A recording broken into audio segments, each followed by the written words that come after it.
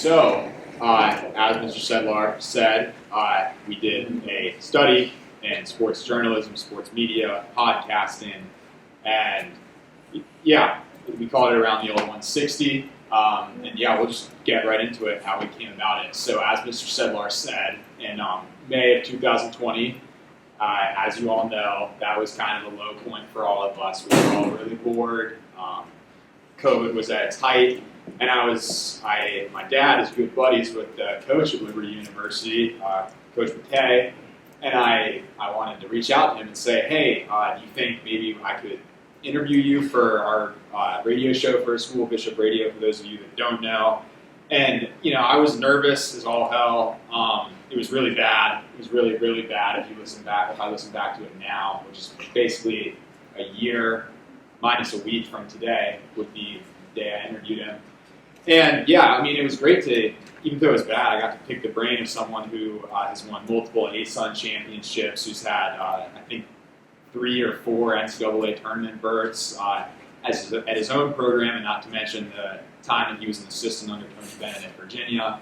And so I really, at the end of the year last year, I was a little bored. I was like, hey, maybe there's something I can do that involves podcasting, because I really enjoyed talking to Richie, and I was really big into podcasts.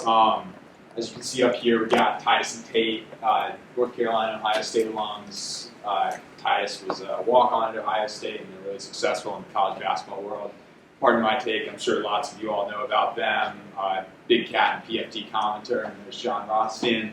And so I just developed a big interest in these types of podcasts as compared to maybe watching ESPN when you have all the talking heads like Max Kellerman and Stephen A. Smith, and people saying that they'd rather have Andre Iguodala taking a shot over Stephen Curry, because that is very stupid, and they just obviously do it for clickbait.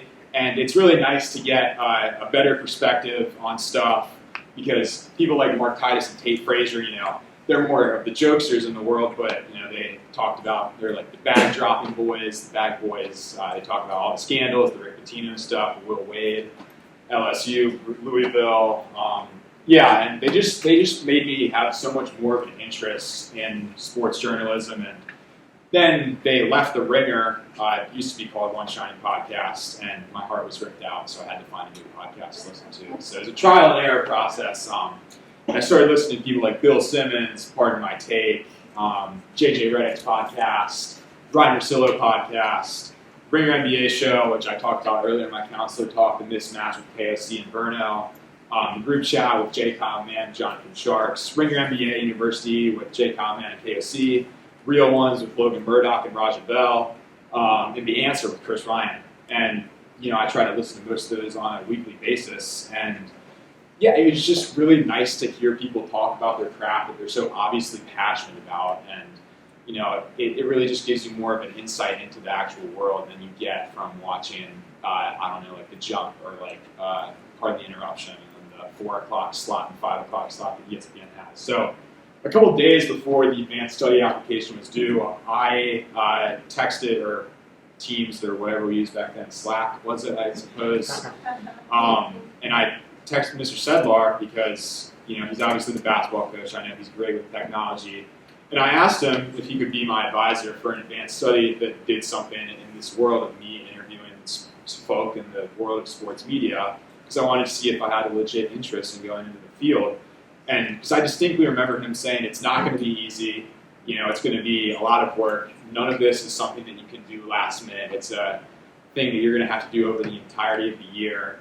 And I really went from there. And it indeed was not a last minute project. So and then Holly texted me and she can go into that. So I kind of wanted to advance study along the lines of podcast and interviewing after watching Jackson Much's a couple years back. And when you apply for an advanced study application, you have to have a meeting with Ms. Chelosh, just discussing what you really want to do and what track you want to be on. And Ms. Chelosh told me that I should connect with Jack, because Jack wanted to do some things similar to me. So we kind of connected from there and just went off the idea of podcasts and just created our project. So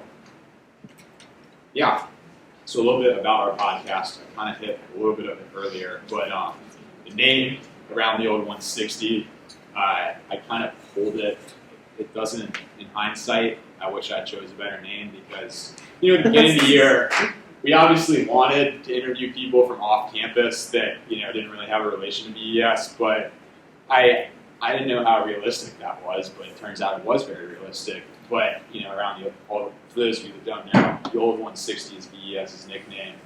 And, it came to fruition that we interviewed people off campus, and, I could have workshopped it a little more, but, at first we were really just interviewing like our friends and our grades, and maybe the grade below us, and now we're doing former NBA trainers who play professional basketball in Germany, and guys who are working out, people like DeAndre Hunter, who's making $8 million playing for the Atlanta Hawks, who are the 5 seed in the East right now. So it's really just been a process that we went through. But yeah, so a little bit more about that. So the entire field of sports media is really about making connections and networking. You have to be constantly reaching out, but you have to be persistent with it as well. Because you want people to come on your podcast. People aren't going to reach out to you if you have a podcast with 50 Instagram followers and say, hey, let me come on, because they probably have no idea who you are. And the editing and the website creation and everything else was difficult, but I would say that this was the hardest task of the entire process, because there's lots of occasions where your texts are going to get delivered to people and they're not going to respond to you. And you're going to be like, oh, crap. And then you're going to text them again and be like, maybe they didn't see it. Then they're not going to respond again. And then you're going to text them again and say, hey, maybe they've got a problem with their SIM card. Maybe they got it fixed. That's not the case. Then they don't respond to you again. And yeah, you just kind of get beaten down by it. So yeah, scheduling interviews, so this is what I'm talking about. Kind of just going to get left on red. And, the grand majority of people we interviewed went to high school with or were currently going to high school with.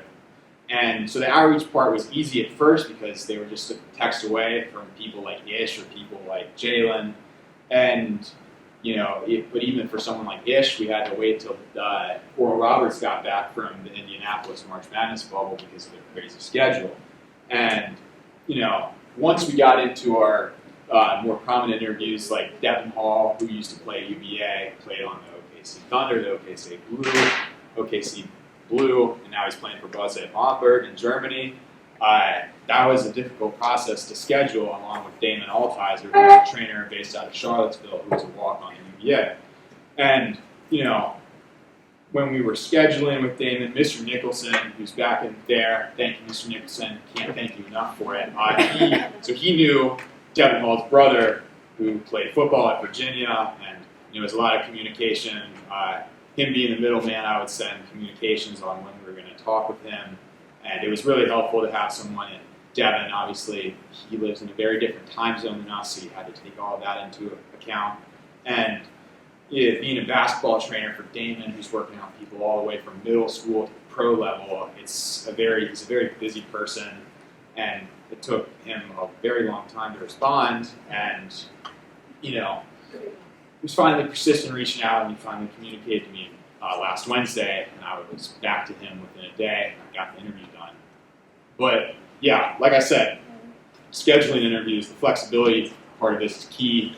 Talking to you is not their job. It's something they get little free time to get. And that's not to say it isn't fun interviewing people, but it is a time-consuming process that you go through with designing the questions, researching them, et cetera, et cetera. But like the analogy I use is think about when you get left on delivered on Snapchat, how much that sucks. Imagine getting left on delivered for the profession you want to do, because that's a little heartbreaking sometimes. But, sure, a couple texts, some people will probably go unanswered, and it's going to suck. But, if you don't persist with your chase and who you want to interview, then you're never going to get off the ground floor. But, yeah. So for our first interview, we started off with Tanner, which unfortunately was the only interview that we got to in person. But it was pretty simple, like Jack said. We obviously know Tanner, Pearson, and Jermaine in person, so it was kind of easy to connect with them. And at first, we kind of went off the idea of your recruiting process through COVID. But as we interviewed bigger people, we had to create new questions. Our first couple interviews were more like question and answer style formats instead of like conversation. So as we interviewed more people, we obviously got better at it. And if you do listen to our podcast, you can see throughout how we become better interviewers and how it flows better. Yeah, and like for the interview with Pearson and Tanner and Jermaine, we did less than like 20 minutes of prep for each of them. And I think the first time I really started doing prep was when we talked with Pearson. I really like looked up maybe one article that someone had wrote about the AAU team he's on, and he just talked about how he had modeled his game off guys like Devin Booker, Tyler Hero, and Ty Jerome.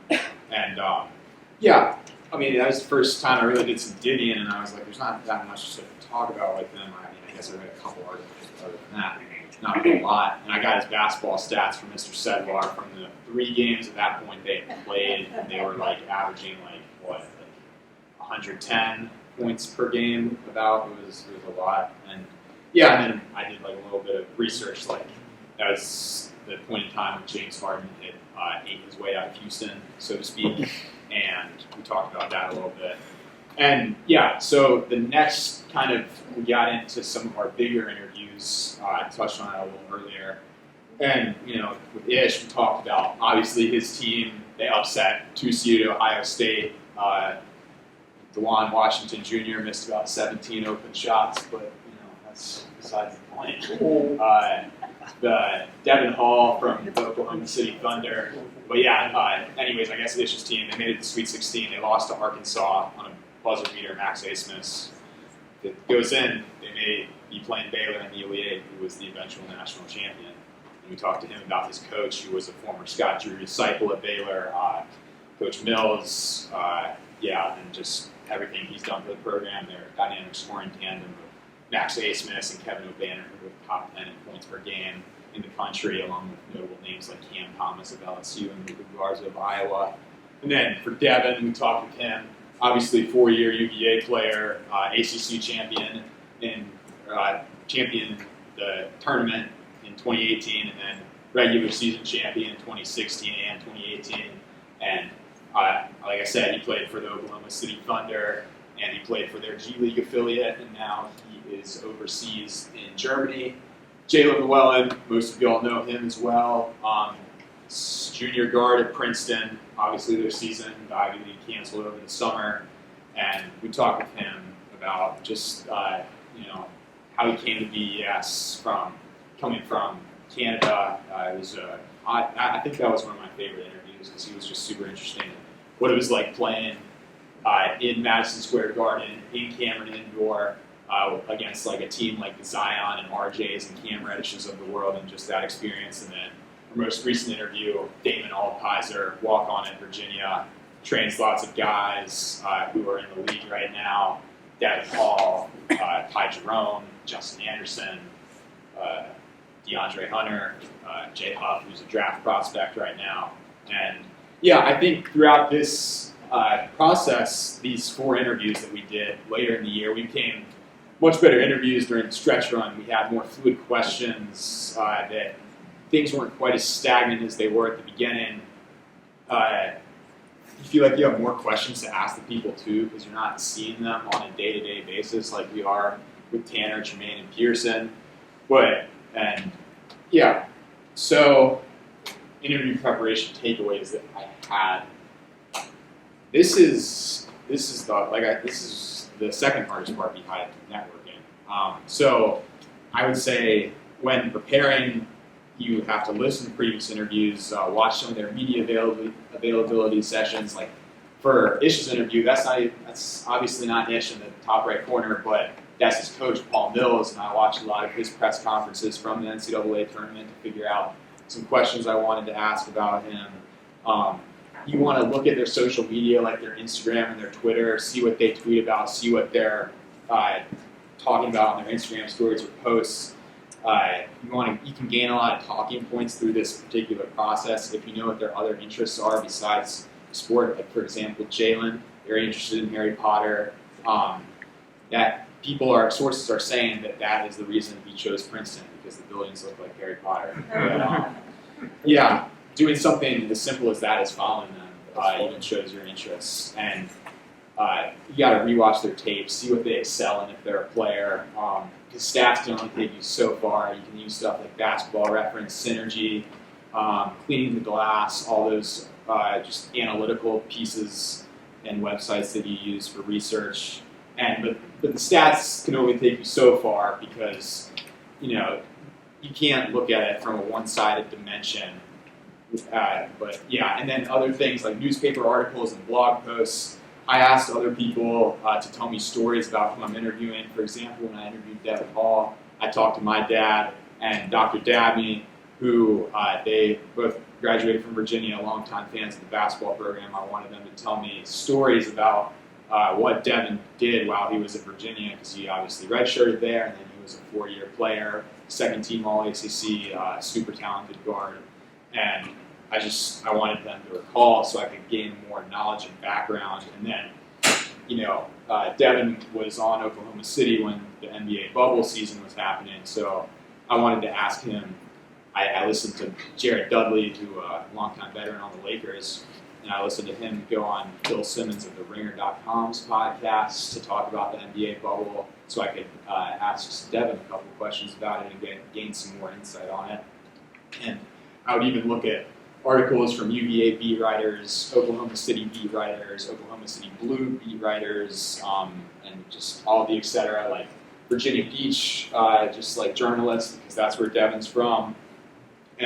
But the point I'm trying to make about all of this is try to consume as much content as humanly possible before you interview someone, because even then you still feel like there's so much that you don't know about who you're talking to.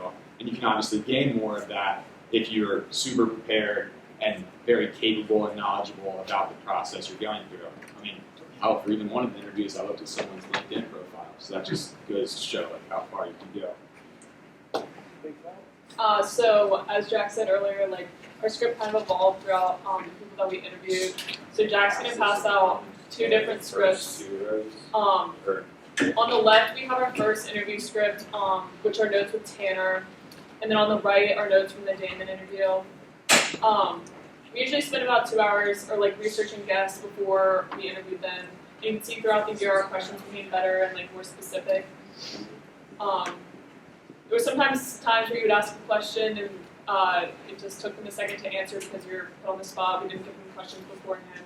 And then there was other times where you would ask a question, or you'd want to ask a question and you forgot to write down or ask them. Yeah, and for example, when I was talking with Damon Alpizer, I really wanted to. So one of his clients is obviously Ty Jerome, who's playing for Oklahoma City right now, and really has had a stellar season ever since he came back from the G League bubble, which is what the NBA did for a while. They had their G League teams all travel down to the Disney World Orlando bubble, and they played out an entire season with the G League teams. And Ty really excelled. And once he came back to the Oklahoma City Thunder, he's really just been playing well. Obviously, part of that is his teammates like Shai Gilgeous-Alexander and Wentz Dort are hurt right now, so he's putting up a couple more points than he normally would. But at the same time, I wanted to ask him, hey, what's this improvement about? How did it really happen? And that's something that I'm a little mad that I forgot to ask him about. But at the same time, you can't get mad at yourself. You kind of just have to move on. I totally forgot to write the question down, unfortunately. But yeah, and yeah, as Holly said, we can definitely see the improvement from November to April, because a lot of yes/no questions on this side, and a lot of more in-depth questions over there, and yeah, I don't know, y'all can keep passing them around, but we're going to continue on with our presentation. So some of our challenges, one was in-person recording. As I said before, we only got to do one, unfortunately. And it was Tanner. We did it out on the library balcony, and it was kind of a learning experience for us because that was actually our first interview, just setting up the equipment and learning how to use all of it. We also struggled because there was some background noises we did during Mega Block. There was a lot of freshmen yelling in the background. And at one point you can hear Tanner yelling, "Shut up, Batch," during our interview. So we both wish that we got a chance to kind of use the in-person recording equipment more, but we learned how to use Zoom and Teams, which was also a good method. Yeah, so the in-person stuff, we only got one chance to use it. I wasn't super familiar with my editing skills with Audacity, which is the editing software we're going to do a little later that we utilize. But, so when me and Holly were talking, and Tanner, our voices could sound a little muffled at times, even though we had headphones and microphones that we were talking into, because I didn't know how to raise the volume of it when we were actually editing. So, yeah, so there are downsides and upsides to the virtual aspect of this as well. It doesn't sound great if you don't have a microphone, and there is also, as all of you all got very well acquainted with Zoom over this past year, some static background noise. And the other con is it's often that if you have a poor internet connection, words can cut out, and the audio can be shaky, and there's not really a way to get it back, unfortunately.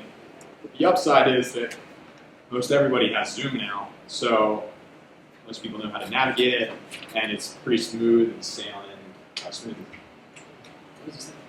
It's pretty smooth sailing, aside from the scratchy, shaky audio. But yeah, so getting the audio level is just right on the virtual recording methods didn't happen until last Thursday when I talked with Damon. So it's definitely been a trial and error process throughout the year. First, the audio is good when we record in person, too low, editing skills weren't advanced enough yet. But yeah, when you blast the volume, it sounds like we're whispering. But yeah, when we started using Teams to record, which this is Teams. This is Teams. Can't really tell, but yeah, we didn't use video, but we used the audio of it. And when you started using Teams, I was very confused and probably spent about 4 hours editing our first 20-minute interview. So I didn't love that, but yeah, you kind of just have, this is a trial and error process. Converting the Teams call to an MP3 file for Audacity editing purposes is not for the light of heart. You had to strip the video, then get it to an MP4, then get it to an MP3, then get it to a WAV. And that WAV, you had to take it and drop it into Audacity. And then from there, you had to figure out, I have to go back and click these different buttons to allow me to edit the audio, because if I don't, then the whole thing's going to go without, and I'm going to lose all my progress. So I'm sure that was gibberish to a lot of y'all, but yeah, in the end, I wish I could say I learned how to edit Teams calls, but I didn't.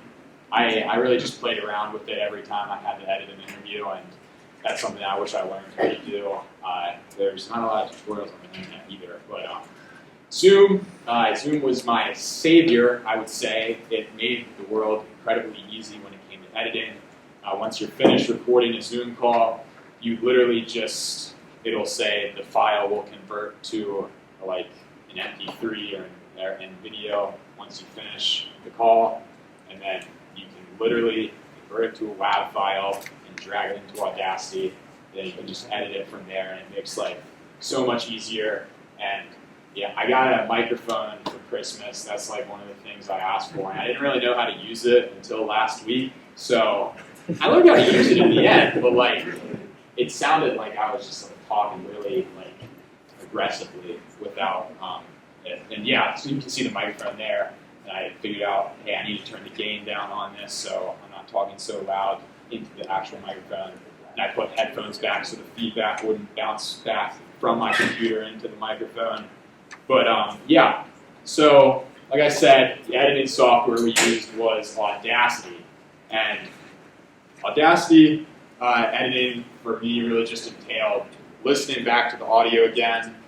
And yeah, I tended to stutter, not stutter, but I would fill gaps with like filler words. So I would say like, but obviously, stuff like that.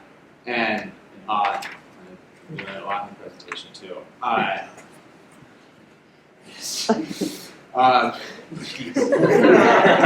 not intentional. But yeah, so sometimes you mess up what you meant to say, like I did with my 5 ums in the past 3 minutes.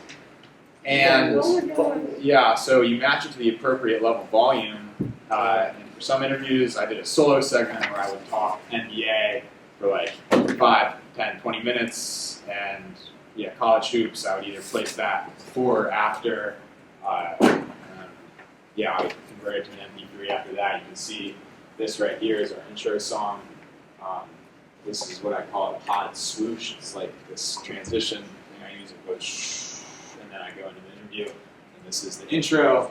That is the main interview. I think this is from our interview with Ish.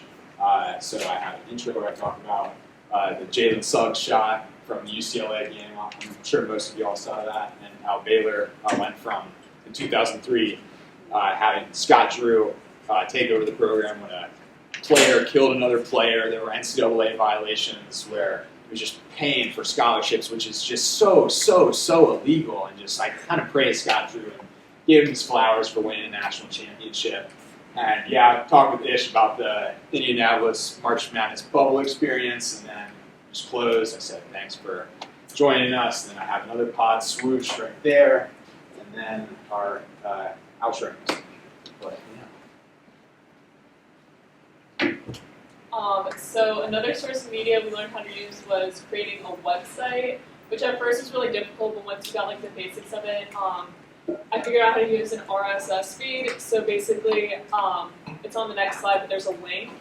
And basically from our Anchor, which is where we uploaded the podcast and we put a description of it, you just copy and paste into the RSS feed, and it automatically went onto the website, and it was automatically uploaded to Spotify, which is really nice. So it's really easy to just have that link where you could view all the information about our podcast, but also listen to our podcast on the website. You want me to? Yeah. So this is our website. So our most recent interview was the David interview. Do I just click on it? Go to press blog, go to podcast. This basically just gives information about every single one. It tells what it's about, and then if you press podcast.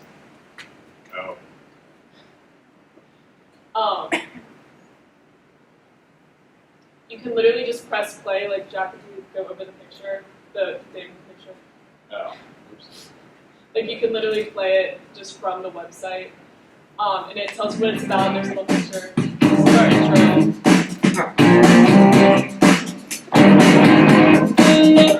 So loud.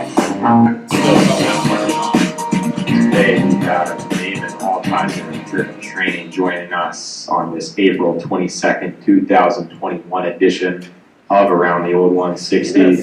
Have a great chat with him about his career as a trainer, how he got from point A and B, where I was still one, but operations at Hoop City U from clinics and reaching out to those who were in player development, and what quickly went from go to the gym for an hour or two after the 9 to 5 quickly became a 9 to 5, and then being in the gym from 6 to 10 and doing training sessions on the weekends.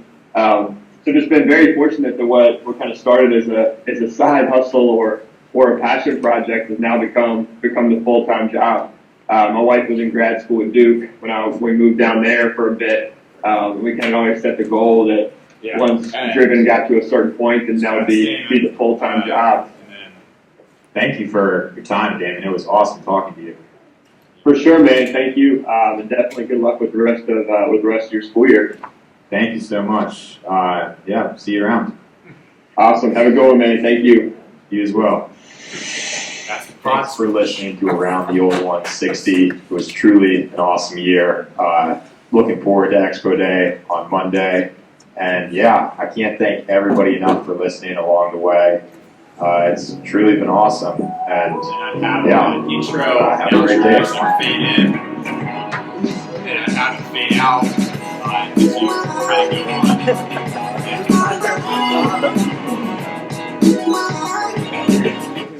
you kind of go on. So the website was a really great place for us to, for you to listen to the podcast, and it was a great way to kind of advertise our media along with our Instagram.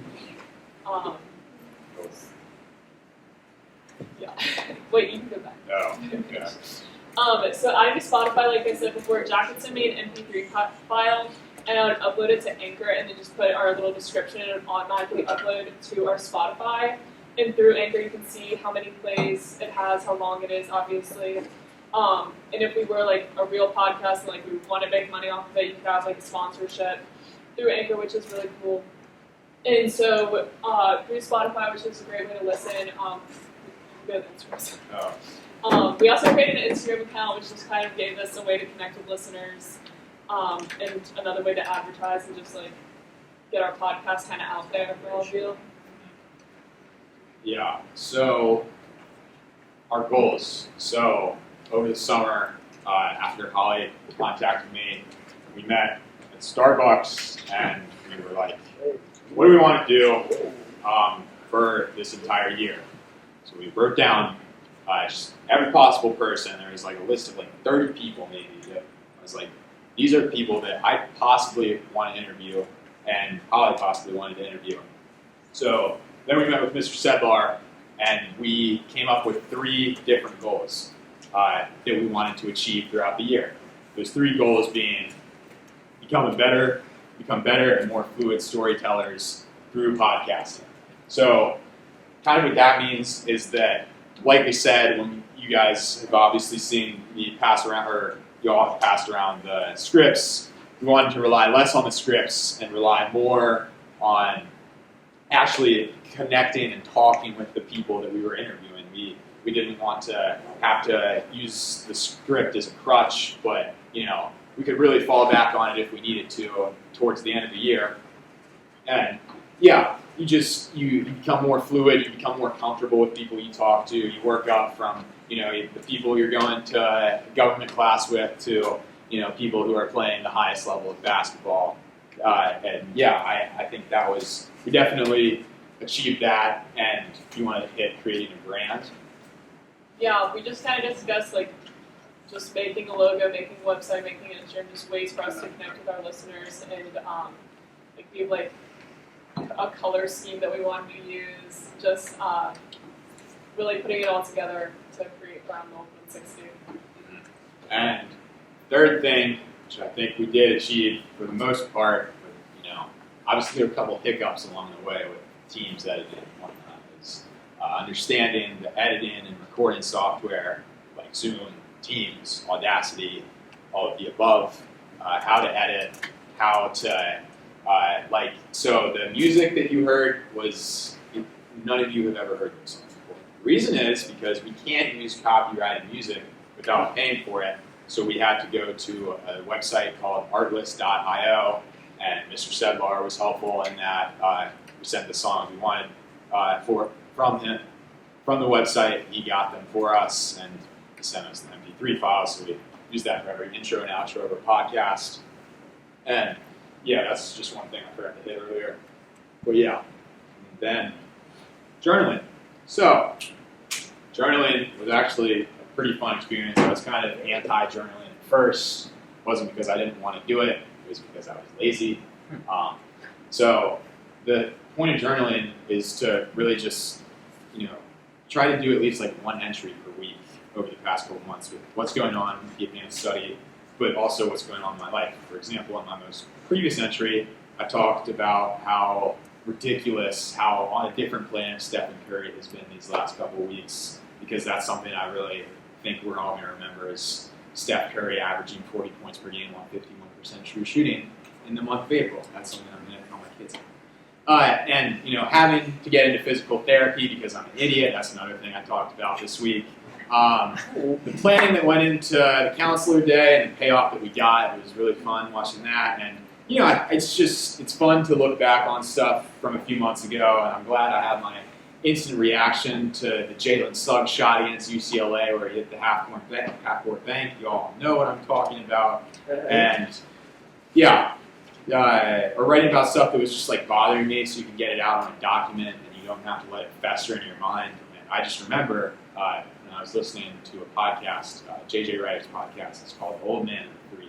He had Matthew McConaughey on as a special guest, and he's talking about how he was really big into journaling, and it's good to have journal entries that remind you what you were doing when you were doing well in your life, and then perhaps you hit a rough patch and you can ask yourself, hey, what was I doing well in this moment in time? What can I do to get back to this point where I was? And that's really kind of the point of what journaling is. It's not for anything specific like Mr. Sedlar says here. It's really just about anything and everything that's going on in your mind at the time. But yeah.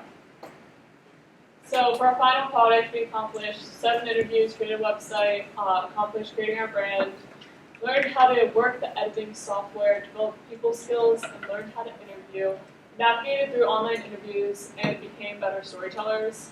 And overall, we accomplished what we hoped to during our advanced study period. Our main goal was to further develop our interviewing skills through the lens of podcasts. We're learning more about the media industry.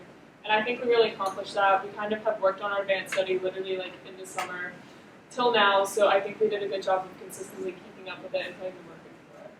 Because like we said at the beginning, it's not a process that you can do a week before, like most other advanced studies. Wow.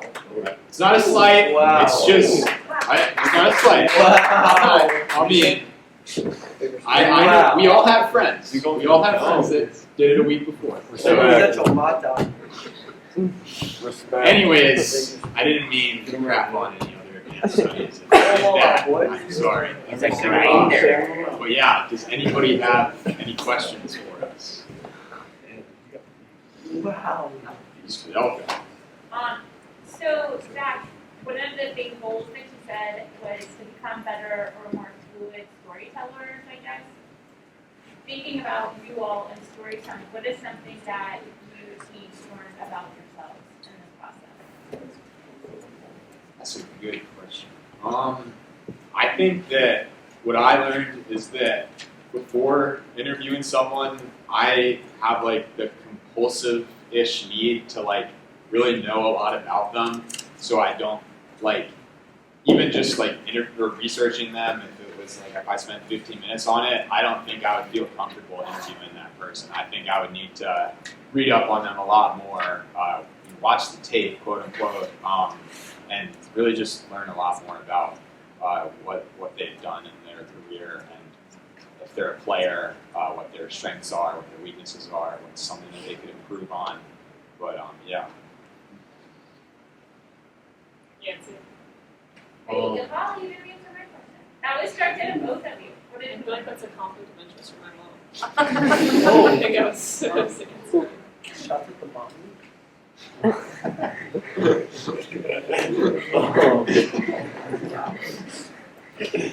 Who's your dream guest? Like if you I don't. Malcolm Brogdon, El Presidente, his nickname is. You know, he's someone I've always really looked up to and admired, watching him at the Virginia program over the years, and obviously he was the Rookie of the Year with the Milwaukee Bucks, and now he got bought out by the Pacers for $85 million, and yeah, he's super active in the social justice world. Like his nickname implies, he kind of looks like and speaks like Barack Obama almost, and that's kind of what his. If you go to his basketball reference page, his nickname is the president. And yeah, I don't know. He's always been really solid and steady with the ball. Really one of the maybe top 30 players in the NBA as of now. And I'd really love to talk to him about his experience under Tony Bennett and playing with a guy like Giannis and Domantas Sabonis. But that's mine over the years. I have to think on that. I don't have like a direct answer that you knew off the top of your head. Did you ever reach out to El Prez? I did not. I never found the time. But I would love to interview El Prez one day. So, You all mentioned that this plays into your career aspirations. So what are your dream jobs? What? You want to go first? yeah. Well, before doing this, I kind of thought that I would want to do something in the sports world, but this year I kind of, I don't know, I kind of thought more about, what I want my career path to be. And I think I want to major in advertising and then be a realtor. Nice. I think I want to do something within the world of sports journalism, whether it's podcasting. That's something that brings me joy, is listening to weekly podcasts like Ryan Russillo and Bill Simmons, Sunday Night NBA Pod Recap, Mismatch with KFC and Burnow, Mark Titus and Tate. I something in that field. Working on Radio Row, you hear of guys like SVP and Priscilla doing that, and Kornheiser and all of them, or maybe even like a broadcasting job where calling a game on ESPN and ABC, or like a low D3 school on ESPN, of course.